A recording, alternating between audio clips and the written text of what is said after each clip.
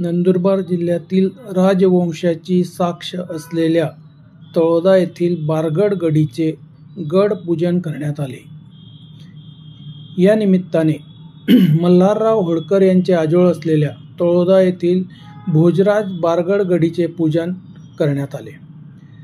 मल्हारराव होळकर यांचे बारगड हे मामा होते. त्यांचे वंशज बाळासाहेब अमरजीतराजे बारगड सध्या इथे वारसा चालवत आहेत. शिवजयंती महोत्सवाच्या व्याख्यानासाठी ह.भ. प. श्यामसुंदर महाराज सोन्नर हे तळोदा येथे आले असता त्यांच्या हस्ते गडीच्या प्रवेशद्वाराचे पूजन करण्यात आले. यावेळी डॉक्टर देवीदास शेंडे, प्राध्यापक सुधे सूर्यवंशी, राजांच्या वंशज श्रीमती सुनीतादेवी, असीमराजे बारगड येथे उपस्थित होते. प्रसंगी गडीच्या प्रवेशद्वाराचे पूजन करून दरवर्षी फेब्रुवारी महिन्याच्या शेवटच्या रविवारी असा हा कार्यक्रम असतो.